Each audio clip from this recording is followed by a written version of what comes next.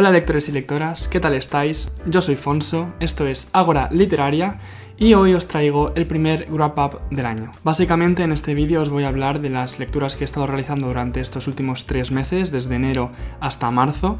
Y bueno, han sido un poco variadas, como siempre a mí me gusta leer variado de distintos autores. En este vídeo os traigo clasicazos y bueno, creo que a partir de ahora voy a intentar hacer los wrap-ups de esta manera, de 3 en 3 meses, wrap-ups trimestrales, porque considero que así puedo abarcar un rango mayor de lecturas, puedo madurar mi pensamiento sobre mis opiniones sobre estas lecturas, sobre qué pienso, sobre qué historias se me han quedado en la mente a lo largo de las semanas, los días y los meses. Y bueno, así no saturo tampoco cada mes con un wrap-up. En caso de que algún mes solo haya podido leer un libro o haya podido leer muy poco, pues que no se quede un wrap-up muy vacío. Y bueno, comencemos. Empezaré contándoos lo que he leído estos últimos 3 meses, que han sido básicamente 4 libros. Han sido 2 compilaciones de relatos, una novela y unas memorias autobiográficas. La verdad es que me he quedado con muy buen gusto de la mayoría de estas historias y de estos textos. Así que bueno, comenzaremos con las compilaciones de relatos. Irónicamente me he dado cuenta de que creo que me he marcado un marzo asiático sin quererlo ni beberlo, simplemente ha sucedido, pero bueno, ya os contaré por qué y ahora comenzamos con las compilaciones de relatos. La primera lectura de la que os quiero hablar es El Orla y otros cuentos fantásticos de Guy de Maupassant. Esta es una selección de relatos fantásticos que realizó Alianza Editorial hace bastantes años, es una edición bastante viejita, de hecho a medida de que iba leyéndolo se me iban despegando hojas, se me iban cayendo algunas, bueno, fue un poco desastre de experiencia lectora. Pero la verdad es que el contenido fue maravilloso y eso es lo importante. Bueno, ya sabéis que Guy de Maupassant es un autor francés del siglo XIX, súper clásico, es uno de los autores más famosos de Francia y de aquella época, y es que sinceramente es normal, tiene una calidad literaria que es brutal, a mí me dejó con la boca abierta. Podéis ver aquí todos los post-its que puse, todo esto son pasajes líricos maravillosos que marqué, porque es que los leía y los releía y no podía dejar de disfrutar con la calidad de la escritura de este autor. Debo también confesar que me llevé cierta sorpresa. De hecho, varias sorpresas, ahora os contaré sobre ellas, pero una de ellas es que yo empecé a leer y escogí esta compilación, esta selección de cuentos, porque en su título pone "y otros cuentos fantásticos", entonces yo me acerqué a esta lectura, a este tomo, con intención o con la expectativa de encontrar pues cuentos de fantasía, ¿no? Cuentos fantásticos, cuentos de pues seres maravillosos, lo típico que te imaginas cuando piensas en fantasía, ¿no? Sin embargo... aquí la palabra fantásticos va en un tono diferente, y es que la fantasía de Maupassant es mucho más oscura, es mucho más retorcida, es mucho más mental. Es un acercamiento a lo sobrenatural de una manera mucho más, como ya os digo, oscura, distinta, tétrica, si queréis verlo de esta manera. Entonces yo cogería lo de fantásticos en la literatura de Maupassant con pinzas, ¿no? Os voy a leer un poquito la contraportada, porque aquí hay un segmento que explica muy bien lo que consideran fantásticos esta compilación. Cito textualmente, pone: "El elemento fantástico no constituye una brutal intrusión en la normalidad, sino que se acompasa con la vida cotidiana. Es lo incognoscible, que ronda en torno al hombre, pero también el reflejo de los fantasmas que habitan su cerebro". Es una compilación de 18 relatos y básicamente se tratan temas muy diversos, pero todos con un tono sobrenatural, con un tono, no sé si diría místico, pero fantástico en el sentido oscuro y tétrico de la palabra, seguro que sí. Trata principalmente temas como el misterio, la locura, los crímenes pasionales, el horror, el miedo, el suicidio, la obsesión, la soledad. Son relatos que recuerdan mucho a los de Edgar Allan Poe, y es que es uno de los grandes maestros que influenció a Maupassant y que por proximidad también temporal es básicamente una obra que refleja toda esa esencia de Poe, refleja toda esa esencia mística, tétrica, gótica y que influye muchísimo en su ficción. Así que yo amé esta compilación porque me encanta esa ambientación, pero ya os digo que me llevé una primera sorpresa al encontrármelo. Me gustó mucho el tomo, principalmente también porque incluye un prólogo breve de María Esther Benítez, donde explica el criterio que siguieron para realizar la selección de estos cuentos, ¿no? Cómo diferencian unos cuentos de Maupassant con otros y cómo seleccionaron estos y con qué perspectiva los enlazaron todos juntos y con la fantasía. También un dato interesante a saber es que todos estos relatos, los 18 que componen la compilación, fueron escritos en la década de 1880, que parece ser, según lo que he leído, fue como la era dorada de Maupassant en el sentido de la ficción gótica. Entonces, como que todos siguen como este hilo temático, este hilo de ambientación, porque básicamente la cabeza del autor estaba en la misma situación temporal y por lo tanto mental en muchos de los casos. Podemos decir que es una homogeneidad temática y estilística, ¿no? en los relatos que componen este libro. Debo decir que uno de los grandes puntos, ahora pasamos ya a mis impresiones personales también sobre el contenido de la obra, es que a medida que tú vas leyendo, tengo la impresión de que el orden de los relatos es cronológica. ¿Por qué? Tú puedes ver como en cada relato vas leyendo, pasas al siguiente, pasas al siguiente, pasas al siguiente, y puedes ver cómo el autor va incluyendo nuevas técnicas narrativas, va incluyendo nuevas formas de aproximarse a su ficción, nuevas formas de empezar, nuevas formas de acabar, nuevas formas de tratar el tiempo dentro de la narración. Y es impresionante, o sea, a mí me encantó muchísimo ver como esa evolución, ¿no?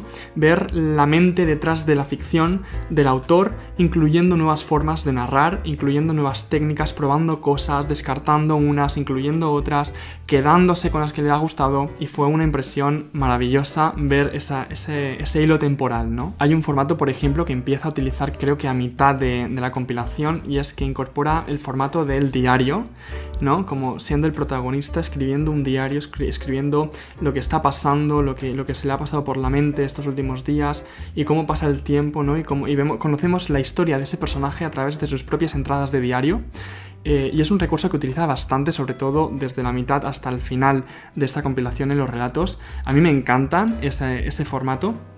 Entonces ver cómo lo va aprendiendo, cómo lo va incorporando, cómo lo va perfeccionando, fue una sensación brutal. Y bueno, también, por supuesto, debemos hablar del estilo de escritura de Maupassant. Qué belleza, qué forma de jugar con el lirismo, la sonoridad de su escritura es fascinante. O sea, es cercana a la poesía en el sentido de que las descripciones del entorno de los personajes, de la forma de estructurar el pensamiento del personaje cuando habla, cuando piensa, cuando escribe en su diario, es maravilloso. O sea, la experiencia de lectura es 10 de 10. De hecho, a veces incluso dentro de sus relatos incluye fragmentos de poesía, sean suyos o no. Por ejemplo, este fragmento es de un poema de Víctor Hugo, titulado Océano Nox, y dice: Olas, cuántas historias lúgubres conocéis, profundas olas, temidas por las madres de hinojos, os las contáis cuando sube la marea, y eso es lo que os da esas desesperadas voces que tenéis por la noche al ascender hacia nosotros. Bueno, este fragmento de poesía de Víctor Hugo está dentro de uno de los primeros poemas, de hecho es uno de los primeros cuentos de la compilación, se titula Sobre el agua, es uno de mis favoritos. Y bueno, también propios de su propia escritura tiene fragmentos que, bueno, es uno de los que me marqué, os voy a leer un poquito. Y está hablando de un momento en los que un personaje está dentro de como de una ciénaga o dentro de un lago a oscuras por la noche, y habla sobre las sensaciones que tiene sobre su entorno y dice: todos los animales del agua se habían despertado, las ranas croaban furiosamente, mientras que a cada instante, ora a la derecha, ora a la izquierda, oía esa nota corta, monótona y triste que lanza a las estrellas la voz metálica de los sapos. Cosa extraña, ya no tenía miedo, estaba en medio de un paisaje tan extraordinario que las más fuertes singularidades no hubieran podido sorprenderme. Bueno, es así de bello todo el rato, o sea, es fascinante. Ahora bien, no todo es perfecto, de hecho ninguna obra es perfecta, y también tengo que comentar algunos puntos que me sorprendieron a nivel negativo, ¿no? de esta compilación y de estos relatos. Uno de ellos es que algunos de los finales de estos relatos se sintieron para mí muy abruptos, ¿no? O sea, nos contaba escenas maravillosas, nos contaba sucesos muy tétricos, muy oscuros también en algunos de estos relatos, muy brutales, pero al llegar al final de ese relato, de ese cuento, las últimas líneas eran como: y volvieron a casa y se olvidaron del tema, ¿no? O yo qué sé, de ese estilo, ¿no? Te cuenta como un drama brutal que ha ido pasando y al final es: y así ocurrió el suceso y aquella noche no pudo dormir. El final es muy anticlimático en relación con el desarrollo de toda la historia. No sé por qué sería, no sé si el autor se cansaba de las historias muy pronto y les daba cualquier cierre para poder pasar con la siguiente y avanzar con su escritura, no lo sé, pero algunos de esos finales se sintieron muy abruptos para mí. No todos los relatos, algunos de los finales de los relatos son bastante interesantes y bastante bien elaborados. Por ejemplo, el Orla, que es el mayor relato, el que le da nombre a la compilación, es uno de los mejores. Entiendo por qué es tan famoso, entiendo por qué le da título a la compilación. Es uno de los mejores elaborados, tiene todos los elementos de la escritura de Maupassant, tanto la belleza lírica como los temas mentales, el miedo, la ambientación gótica, lo surrealista, lo onírico y la vileza de una mente en decadencia. O sea, como que reúne todo, y el final es increíble, o sea, el final está muy bien hecho y es muy guay de experimentar. Pero otros sí que me llevé esa parte negativa. Un segundo punto negativo de estos relatos es que la misoginia es rampante. Sí, quiero decir, hay momentos en los que suelta afirmaciones muy directas y muy claras sobre la inferioridad de la mujer respecto al hombre, comentarios muy crueles sobre las mujeres, personajes femeninos que son tratados con un odio y bueno, no sé cómo describirlo, pero es muy desagradable de ver muchas veces cómo se trata a las mujeres en estos relatos. Entonces, sé que es un autor francés del siglo XIX, sé que la mentalidad era otra, pero he leído a otros autores de su época, he leído a otros autores góticos, y no se trataba de esa manera a las mujeres, ni se hacían esas afirmaciones tan misóginas de forma tan directa y tan horrenda. O sea, creo que eso es uno de los puntos que más resta a estos relatos y al autor, en mi perspectiva personal. Pero bueno, si hacemos el ejercicio artístico, literario, de interpretación de obviar esta realidad histórica y estos pasajes tan asquerosos de su escritura, Maupassant y sus relatos son una belleza, son una obra de arte. Y bueno, eso ya es decisión personal de cada lector y cómo acercarte al arte y a la literatura y a las obras clásicas del pasado. Pero bueno, tenéis que saber que la misoginia está muy presente en estos relatos, en algunos de ellos más que en otros, por supuesto, pero vamos, ahí está. Retomando el punto negativo anterior que os hablaba del final abrupto de los relatos, como os decía, no todos son así, y hay algunos que, aparte de estar muy bien hechos, te dejan pensando después de terminar el relato, ¿no? Que es una de las grandes características de la literatura de los cuentos bien hecha, que cuando tú terminas de leer el relato, ha sido una lectura breve, el relato sigue en tu mente, ¿no? Tú sigues teorizando sobre qué ha podido pasar. Te preguntas si realmente tu interpretación del texto es la que realmente pasó en la historia, ¿no? Como es un grabado que se te queda en la mente y tú le das dando vueltas y es como que sigues disfrutando de la historia después de haberla terminado. Entonces, esto sí que pasa en estos relatos. A mí hay algunos que me dejaron un gran impacto, que me quedé pensando y teorizando una y otra vez qué es lo que estaba pasando. Os voy a contar cuáles son mis favoritos de esta compilación. Algunos me gustan prácticamente todos, pero algunos como Sobre el agua, que es bellísimo, es el primero de la compilación. El tío Judas, que es una reinterpretación del papel de Judas dentro de la historia bíblica, súper interesante. La cabellera, la cabellera me dejó tan impactado. Es sobre un hombre que se obsesiona con un cabello, con una cabellera de una mujer del pasado que encuentra en un mueble después de comprarlo. Y es su relación hipnótica, ¿no? con esa cabellera. Cuando lo leía, recordaba muchísimo la escritura de Poe. Creo que está súper influenciada por la literatura de Poe, ese relato en particular, aparte de toda la escritura de Maupassant, pero os lo recomiendo muchísimo. Si tenéis que leer alguno, leed La cabellera. Luego también El Orla, por supuesto, es de los más famosos, es bastante más largo que otros relatos que tiene, y es fascinante, es el viaje de un hombre que se da cuenta de que hay un ente invisible que está rodeándole constantemente y que no puede deshacerse de ella. Y todas las paranoias mentales que ocurren alrededor, está muy bien hecho. Y otro sería La muerta, que también es súper interesante como relato y como propuesta. Así que bueno, yo os recomiendo muchísimo a Maupassant. Bueno, vamos a pasar a la siguiente lectura que leí en estos últimos 3 meses. Disculpadme si notáis un cierto tono de cambio de luz o de ángulo de la cámara o lo que sea, pero es que se me paró la cámara por falta de espacio, tuve que hacer un cambio, bueno, en fin, disculpadme, inconvenientes técnicos de las grabaciones. Pero bueno, vamos a pasar a la siguiente lectura, que fue La Rusia olvidada en los mejores cuentos de Anton Chejov.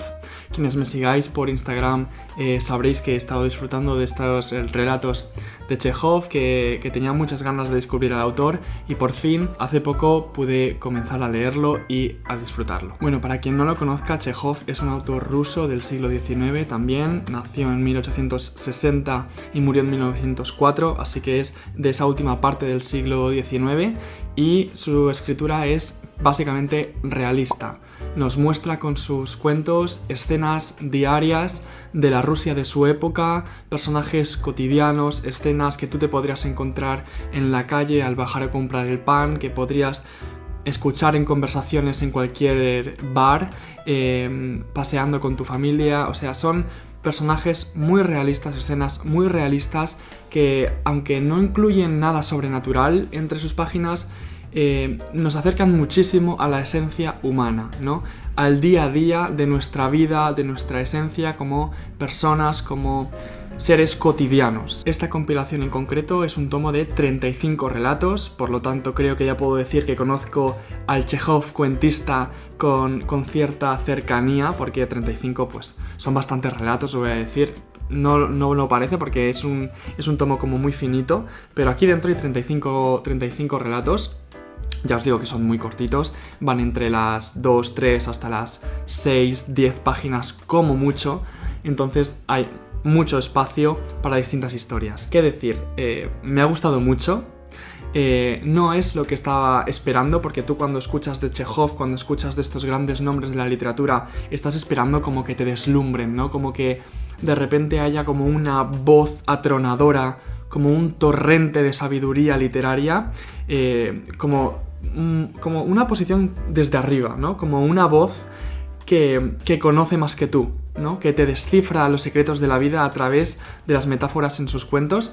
Aquí desde luego podemos encontrar algo de eso, pero no es el tono de Chejov, por lo menos en estos cuentos. Lo he sentido más como un abuelete que te va contando historietas de su juventud, ¿no? Como una voz cálida que observa a la sociedad que le rodea, pero no la juzga, sino que la relata. Creo que ese es uno de los principales puntos que me quedo de esta experiencia con Chejov, y es la esencia de mostrar sin juzgar, ¿no? Incluso cuando muestra injusticias, o cuando muestra escenas crueles, o cuando muestra personajes mezquinos o difíciles de tratar, es un narrador que muestra sin juzgar. Y justo por esto creo que yo sentía esta sensación de adorabilidad cuando terminaba sus lecturas, cuando terminaba estos cuentos, sentía como, ¡qué mono!, ¿no? ¡Qué forma tan simpática de acercarse a su entorno! Bueno, para entender un poquito mejor de lo que os estoy hablando, voy a leeros un poquito también de aquí de la contraportada de este tomo, porque creo que explica bastante bien lo que os quiero transmitir. Dice: por sus cuentos, de base realista, desfila la sociedad rusa, especialmente los hombres medios. Los sorprende en sus pequeños afanes y mezquindades cotidianas, pero los trata como espectador comprensivo, nunca como juez.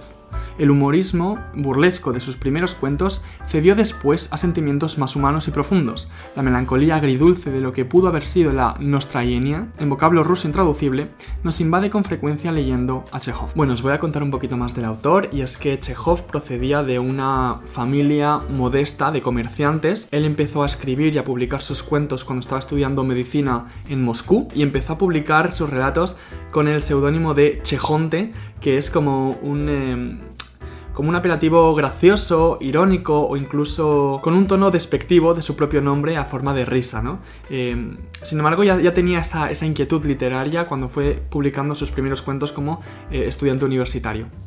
Sin embargo, a medida que pasa el tiempo, su escritura va encontrando una madurez narradora, ¿no? Y es a partir de entonces que se va forjando el nombre de Chejov. También sabemos que, pues por necesidades económicas, él también se ha forzado a mantener esta publicación y escritura constante de sus cuentos, porque el aporte económico pues lo necesitaba para subsistir y para apoyar también a su familia. Entonces es como toda una carrera literaria, ¿no? Que se va forjando desde una juventud más irónica, más ingenua, hasta un autor que gana dinero por su escritura, que va publicando y que se va forjando un nombre, y que va retratando a la realidad, a la sociedad que que le rodea desde este punto de la observación, ¿no? Desde la muestra, sin el elemento de juicio que os decía previamente. Encontramos también en estas lecturas básicamente dinámicas humanas emocionales. Incluso cuando se tratan tramas como más lineales, normalmente no encuentras una estructura clásica, básica de introducción, nudo y desenlace, sino que es más como un flujo a través de una situación o de una conversación en la que se muestran las emociones humanas, ¿no? Las dinámicas de las relaciones entre uno y los otros, entre dos similares, entre posiciones de poder. Y aquí justamente en este punto sí que me gustaría hacer un inciso, y es que encontramos el elemento de las clases sociales muy marcadas en estas narraciones, en estos textos. Encontramos todo tipo de personajes, encontramos terratenientes, aristócratas, funcionarios, artistas, profesores, obreros, proletarios, gente pobre, gente rica. Y justamente en esta interacción, también entre el civil y el Estado, entre un juez y un supuesto delincuente, todas estas dinámicas humanas, que ya os digo que son puramente realistas, las podemos encontrar en extensidad en este tomo. Y justamente también podemos encontrar ese toque de humor en la ausencia de juicio moralista, ¿no? En ese tono de anécdota curiosa en la que el autor te cuenta esas escenas inventadas, que le da ese toque como de humor, pero un humor muy, muy sutil, ¿no? Que te da ese regusto a adorabilidad que os comentaba. Justamente aquí dentro podemos encontrar una foto que incluye el prólogo de Chekhov. Aquí en medio podemos ver como el resto de su familia en su entorno, y es que muchas veces él leía en voz alta a sus familiares sus propios relatos a forma de entretenimiento, y creo que es parte de esa esencia del cuentacuentos clásico, de esa figura de entertainer básicamente, que eran los cuentistas en su origen también, ¿no?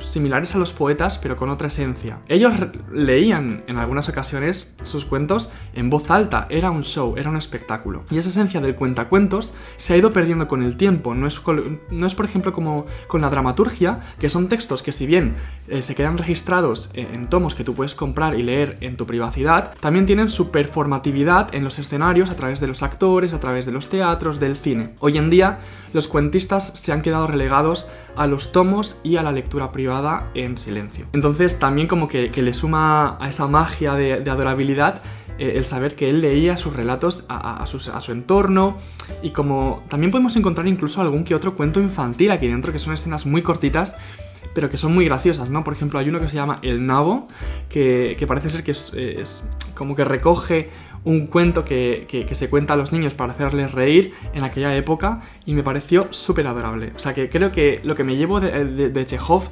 de esta experiencia de lectura, ya os digo, es esa sensación de adorabilidad, de acogimiento, pero cuidado, no os equivoquéis, también tiene escenas muy crueles, también tiene escenas por ejemplo, de abuso de poder, de terratenientes sobre obreros, de clases políticas beneficiándose y haciendo ese abuso, ¿no?, de la clase social. Incluso también tenemos escenas reversas. Por ejemplo, en uno de los relatos que se llama El Alcalde, tenemos una escena muy graciosa en la que un pueblo muy pequeño de Rusia nos muestra a un señor rico que llega al pueblo, y que el resto de sociedad, que es básicamente un pueblo de agricultores, de gente del campo, gente rural, quieren sacarle el dinero porque saben que es un hombre adinerado. Entonces, como que quieren sacarle el dinero para que pague una ronda de vodka o de bebida o de botellas, para que ellos se puedan nutrir de esa riqueza. Pero sin embargo, como que en ese intento de sustraerle la riqueza, de querer que les invite algo, de querer que como que ha llegado y tiene dinero, pues por lo menos tenemos que sacarle un poco de algo, ¿no? Entonces deciden en comunidad hacerle alcalde para retenerle y poder como que sacarle algo de jugo, ¿no?, a su riqueza. Sin embargo, él no quiere. Y hay como ese pleito de la ley, de la comuna, haciéndole alcalde para sustraerle algo para la comunidad, y él como intentando resistirse y haciendo todo tipo de tretas para poder librarse del puesto de alcalde, al cual no puede renunciar por su propia voluntad. O sea, hay como muchas historietas graciosas que valen mucho la pena. También os voy a decir que el género realista no es mi favorito. O sea, hay algunos de estos relatos, no os voy a mentir, en los que me estaba durmiendo. Sí, me estaba durmiendo porque estoy acostumbrado a otro tipo de cosas, ¿no? La narración aquí tampoco es especialmente lírica, tampoco es como poética, no tiene una sonoridad musical como por ejemplo tenía Maupassant, ¿no? Son rollos muy distintos, no hay sobrenatural, no hay seres monstruosos, no hay fantasmas, no hay una narración musical, entonces como que es muy distinta a ese otro autor francés. Sin embargo, traen otras cosas, tiene otros puntos positivos, son como espacios mentales muy distintos, ¿no? Que te exigen ambas lecturas. Por nombrar algunos favoritos, yo os nombraría dentro de esta compilación algunos como El estudiante, Críticos, El alcalde, que es el que os he contado ahora, El delincuente, que es muy interesante cómo juega con la justicia y con el ajusticiado, y El hombre y el perro, que creo es el cuento que da cierre a este volumen y es uno de los que más me impactó. Tiene mucha humanidad y tiene mucho humor, es un diálogo entre un hombre muy triste y un perro de guardia, ¿no? Y todo lo que pasa en esa conversación, en ese monólogo prácticamente. Creo que El estudiante es uno de los que tiene un tono mucho más simbólico y mucho más mental y mucho más intelectual dentro de este tomo, pero bueno, todos tienen algo que sacarle, algunos son más interesantes que otros, ya os digo, al final son 35, son muchos, pero bueno, si queréis darle una oportunidad al realismo ruso del siglo XIX, tenéis a Chekhov, es un autor que hay que conocer, sé que también tiene obras de teatro, me parece que son muy famosas, entonces le querré dar otras oportunidades, pero bueno, por lo menos los cuentos de Chekhov ya los he leído. Y dejando atrás las lecturas de relatos de estos últimos 3 meses, estas últimas 2 compilaciones, pasamos a la narración más extensa, pasamos a la novela con El jugador de Fyodor Dostoyevsky. Y es justo por estas 2 lecturas que os he estado comentando ahora, estos 2 autores rusos, que creo que me he marcado un marzo asiático, ¿no? Este reto en el que se alienta a la comunidad lectora a leer literatura asiática a lo largo del mes de marzo.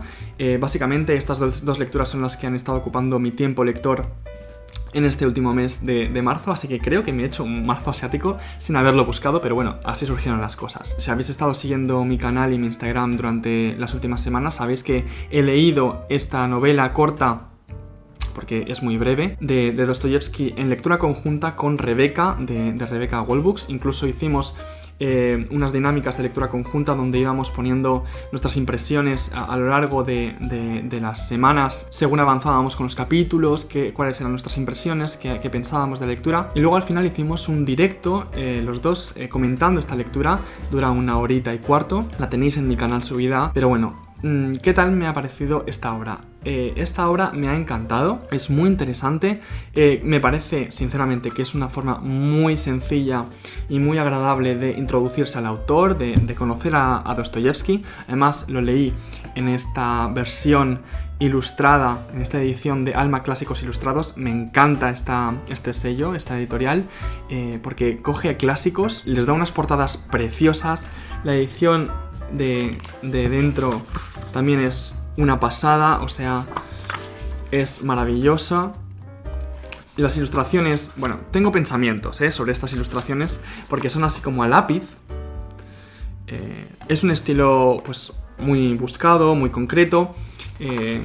Cuando lo compré y miré las ilustraciones, pues sinceramente no me gustaron demasiado porque, ¿qué quieres que te diga? Me vendes esta portada que es así como súper rococó, súper rusa, gótica, como con estas florituras y estos plateados, estos reflejos, y luego dentro me pones estas ilustraciones que son súper sencillas, como a lápiz, que tienen su esencia, o sea, los rostros están conseguidos, reflejan las escenas bastante bien. Creo que como que rompe mucho, ¿no? Con la portada y con el estilo en general de la edición. La traducción es de Rafael Torres y está ilustrado por Ignacy Blanche. Creo que hicieron muy buen trabajo, o sea, se lee de forma muy fluida. Es una de las características que os quería comentar de esta obra. No hace falta poner mucho esfuerzo, ¿no? Cuando pensamos en los clásicos, pensamos en estas obras serias, tumultuosas, grandes, sesudas, difíciles de navegar, ¿no? De atravesar. Pero esta es una obra muy ligera, muy rápida, no solo por su extensión, hay novelas clásicas cortas que tienes que tomarte tu tiempo para entenderlas y para adentrarte en ellas. No es el caso de esta novela. Es verdad, por ejemplo, que los primeros capítulos como que me costaron un poquito más porque hay que aprender la forma de narrar de Dostoyevsky, hay que dejarse llevar, pero una vez has atravesado los 2 primeros capítulos, empieza a coger un ritmo mucho más elevado y llegar hasta el final es muy fácil. Es una historia que nos habla de Alexei Ivanovich, un tutor que está al cargo de los niños de un general ruso retirado en una ciudad alemana llamada Rulatenburgo. En esta ciudad existe una ruleta, un casino, que está muy de moda en ese entonces. De hecho, hace reflejo de la propia vida de Dostoyevsky. Una vida muy tumultuosa, muy atormentada por las deudas económicas, por el juego, por la bebida. Pero bueno, ya os hablaré un poquito más adelante de este tema. La cuestión es que Alexei, en un intento de agradar a Polina, que es un personaje femenino también muy atormentado en esta historia por deudas económicas, intenta ganar una suma de dinero bastante elevada para sacarle a ella de unas dificultades económicas. Entonces, en esta aproximación al juego, a la apuesta y a la ruleta, él queda adicto a este juego, a esta apuesta, y se convierte en un ludópata. Entonces, a lo largo de las páginas podemos ver cómo Alexei vive la ludopatía y cómo vive ese amor desenfrenado por Polina, que muchas veces vemos que no está correspondido. De hecho, Polina le rechaza y juega con él una y otra vez de una forma muy cruel, de una forma muy poco humana, ¿no? Entonces también os voy a decir, es difícil empatizar con Polina, y no solo con Polina, sino con todas las mujeres que aparecen en este relato, excepto con la abuela. La abuela es el personaje favorito de creo que casi todos los lectores que se embarcan en el jugador.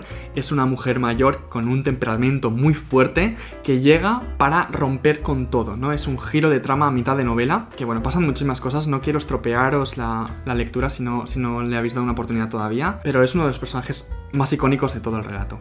En todo caso, las mujeres aquí son retratadas de una forma muy poco humana, con muy poca empatía. Tenemos a Madame Blanche, que es otro personaje, que es una mujer rusa, muy frívola, muy superficial, que también juega con todos los hombres que tiene a su alrededor. Es una cazafortunas, básicamente. Su sueño es alcanzar la clase alta social, la clase aristócrata, conseguir 1 millón de rublos, es decir, volverse rica, y gastarlo todo en París, viviendo la vida loca, ¿no? Eso es lo que ella busca. Polina lo único que busca también es sacarse sus deudas, ser independiente, ¿no? Es una madre con hijos y vive atormentada por las deudas de su padrastro, que es el general al que sirve Alexei. Entonces tenemos como un conglomerado de personajes atormentados, vinculados por la fuerza entre ellos, por la necesidad económica, básicamente. Y la peor parte se la llevan los franceses, los personajes franceses. No sé qué tuvo Dostoyevsky con los franceses, pero los personajes sueltan cada perlita sobre los franceses que, vamos, o sea, los descabezan. Sobre los alemanes también, habla de Alemania como un país sin leyes, como romantizando un poco también la Rusia de donde proceden. Siempre hay como ese juego Moscú-París, en los que los franceses son lo peor de lo peor, donde Alemania es un espacio de vicio, juego y ludopatía. Y bueno, creo que para entender bien esta obra tenemos que comprender la historia del autor.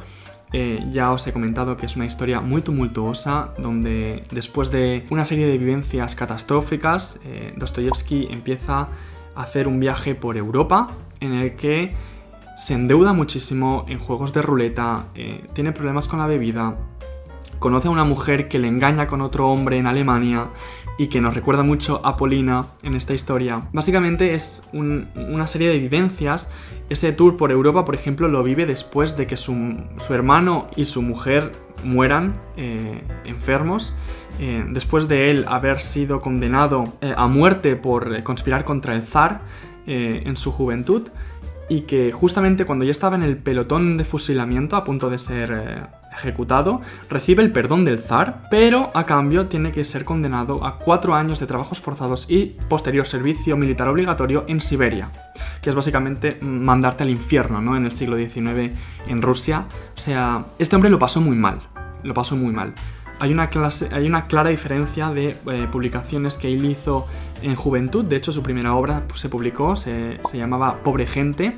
Tuvo una muy buena acogida en su entorno, pero las siguientes publicaciones no tuvieron tanto éxito. Él había entrado en el ejército, pero salió muy pronto para seguir su vocación de escritor. Justamente en estas implicaciones políticas que tuvo después en su juventud fue cuando le condenaron a muerte y todo lo que pasó después, ¿no? Bien.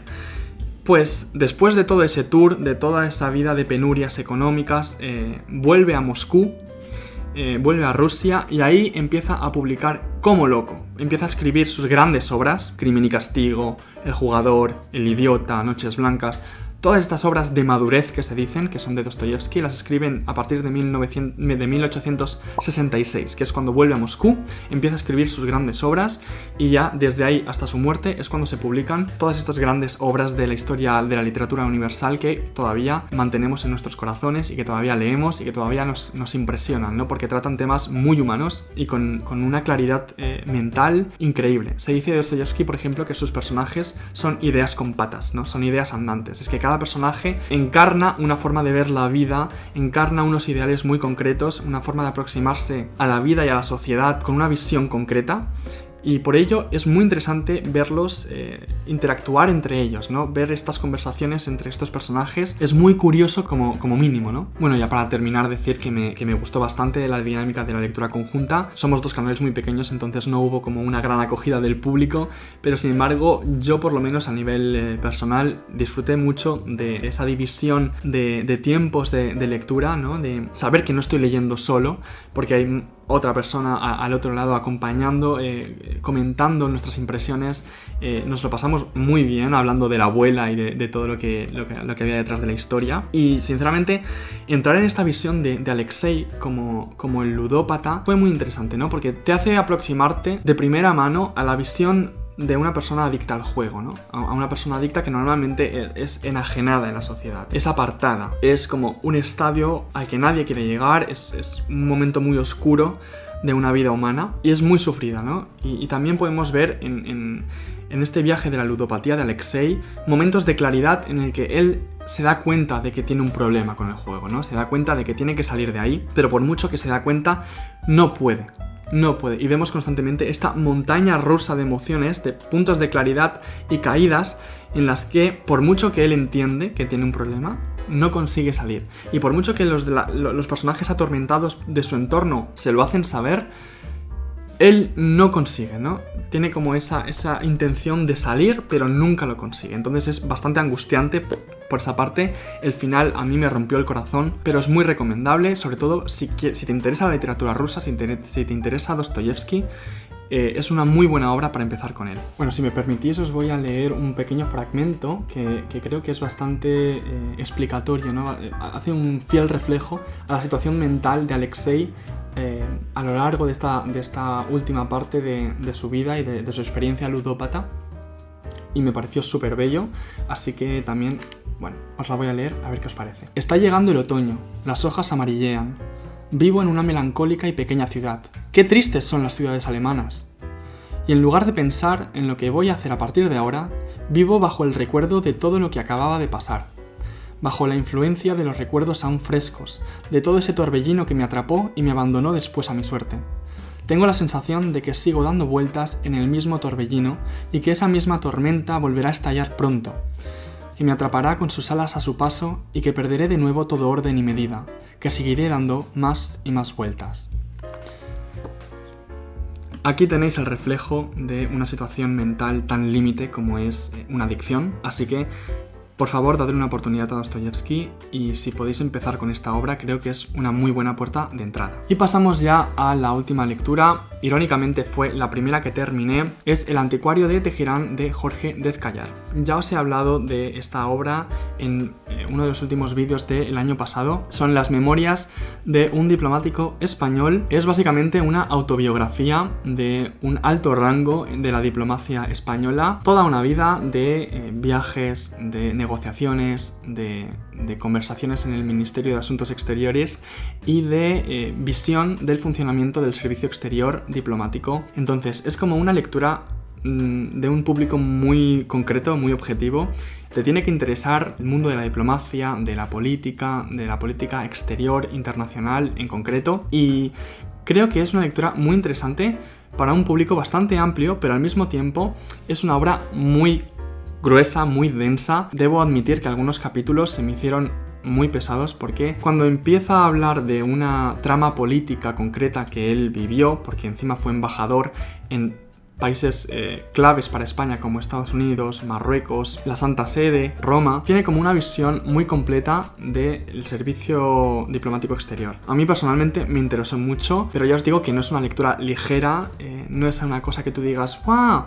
Divulgativo, sencillo de entender. Hay algunas partes, ya os digo, que son muy técnicas, que se pone a hablar del funcionamiento diplomático con algunos países de Oriente Medio, porque él, por ejemplo, se especializó en Oriente Medio, entonces tiene bastantes tramas de Irán, de Irak, de Estados Unidos y Oriente Medio, de España y Oriente Medio, de estilos de negociación, de otras culturas. Vale, es súper interesante, pero ya os digo que si no tenéis un gran interés en este tema en particular, se os puede hacer pesado.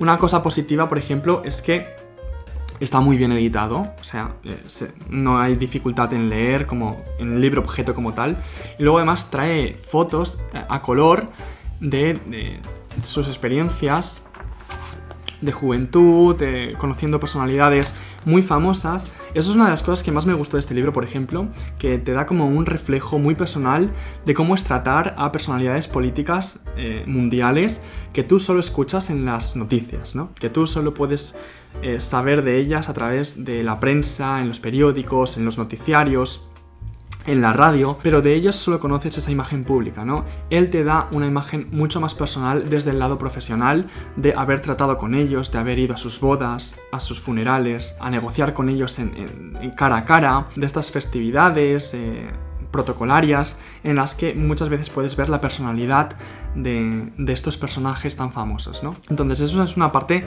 muy interesante de este libro. Pero ya os digo que no es para todo el mundo porque aparte de ser larga, al final son las memorias de toda una vida, se adentra mucho en las tecnicidades de las tramas políticas. Más allá de eso, debo decir que es un libro interesante y que tiene capítulos cortos de anécdotas que creo que es la salsa de este libro, creo que es lo más interesante. De hecho, es lo que yo estaba buscando más que nada. Aparte de su experiencia, ¿no? Y su opinión sobre la vida diplomática y sobre esta profesión, también estaba buscando esa salsita, ¿no? Ese conjunto de anécdotas curiosas que las tiene, pero las tiene como muy esparcidas a lo largo del libro. Son escenas cortas, son capítulos breves. Y creo que si acortase un poco más en estas tramas políticas y en estas tecnicidades, o idas y venidas y los vaivenes políticos y las conversaciones de este dijo tal, este dijo cual, igual se haría un poquito más ligero. Pero bueno, es una obra que en conjunto yo la recomiendo si te interesa este tema. La terminé en enero, así que os la recomiendo si os interesan estos temas. Y esto es todo por hoy. Muchísimas gracias por llegar hasta aquí. Si os habéis dado cuenta que miro hacia abajo de vez en cuando es porque tengo aquí mis notas sobre las lecturas que he ido haciendo. Bueno, estoy probando nuevas cosas para el canal. También quiero convertir este canal como en un espacio un poquito más relajado, un poquito más de conversación de tú a tú. A veces me gusta hacer videoensayos sobre temáticas más concretas en las que sí que tengo un guión como un poquito más reglado, un poquito más estricto, pero en este tipo de vídeos de comentando mis últimas lecturas, te cuento lo que me han parecido, me parece que un ambiente más distendido. Obviamente, pues tengo mis puntos y tengo mis comentarios, pero creo que comentarlos por encima es mucho más agradable a la escucha y a la vista para vosotros y vosotras. Así que comentadme qué os ha parecido, si habéis leído alguno de los autores que he comentado aquí, alguno de los títulos que he comentado aquí. Tengo muchísimas otras lecturas pendientes que voy a abordar ahora con muchas ganas. Uno de ellos es una obra de Vargas Llosa, ya os voy adelantando, es breve, espero comentárosla en el próximo wrap up. Y bueno, muchas gracias por llegar hasta aquí, leed mucho